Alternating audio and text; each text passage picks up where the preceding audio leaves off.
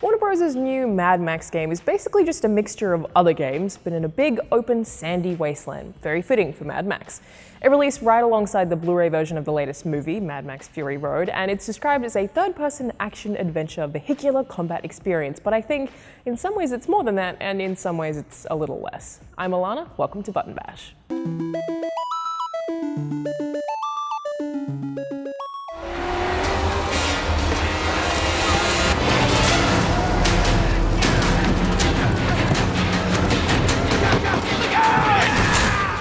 Despite not featuring any actual tie-ins, Mad Max kind of assumes you have some familiarity with the characters and the universe from the films, and I would recommend watching Fury Road either way because that movie was absolutely incredible. But if you haven't, I'll throw you some backstory. Mad Max is set in post-apocalyptic Australia after an event turned almost everything to a wasteland. Max himself supposedly went mad after an event with his family, but frankly isn't that mad at all in this game. He's probably the most sane person around. He's a boring character with a typical Ubisoft slightly bearded white dude shell, even though the game wasn't actually made by Ubisoft, which I consistently had to remind myself for a bunch of reasons we'll get to. But in that, Max's personality doesn't actually matter. He's just a vessel to explore a fairly interesting universe, which might be a little less interesting in this game than it is in the films. But quite like Fury Road, majority of the game is actually focused on vehicles. The story starts out with Max losing his car, and most story missions focus around you trying to build a new car called the Magnum Opus. There are various upgrades available, though most of them are annoyingly locked away until you've completed certain missions, and you do have to grind for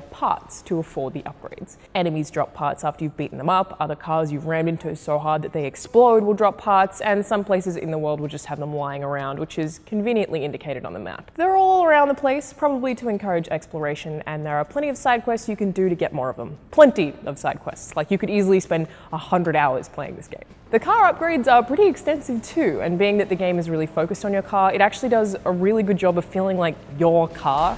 You grind for those parts, you choose those upgrades, you customize your vehicle as you see fit with, a speed upgrade, maybe making the car handle worse, and the like. The car combat mostly involves a lot of ramming early on, but as you upgrade and get sweet wheel blades and a flamethrower, it opens up a variety of different options. The car is something you can get surprisingly attached to, but you do have some companions helping you out too. You build strongholds like bases, which can be inhabited with a bunch of allies, plus you have your on-hand mechanic Chumbucket, who can repair your vehicle in the middle of combat and can be called to your location with your car using a flare. Max is upgradable as well, but in a very generic way, in a way that's very, very similar to Far Cry. I really would have preferred if you could change the controls rather than making Max upgradable at all, because for whatever reason, someone decided to make run and jump the triggers on a controller. It's so bizarre. Why? He's also totally incapable of jumping, which is really annoying in such a hilly game. You can't climb up those rocks or even on those boxes that any other human could climb up. Oh no, Max, you need to walk around. The combat, on the other hand, is very similar to Batman games or Shadow of Mordor. It has that same free-flow style that gives you an indicator when someone is just about to hit you, so you can execute a well-timed counterattack on their asses. It's not quite as dynamic or as difficult as it is in Batman, but it's still wholly enjoyable. And even though some of the situations in the game really beg for stealth, it's not quite geared for that. It's an action game first and foremost, with aggressive gameplay being favoured. All of it lost! We have the car. We need to go. It's also worth mentioning that all of the characters featured, including Max, are incredibly well voice acted and feel totally real, along with the story getting genuinely interesting towards the end. I think Mad Max is a fun game, it's just that there's not much that really stands out about it.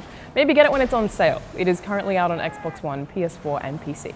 I'm Alana, thanks for watching Button Bash.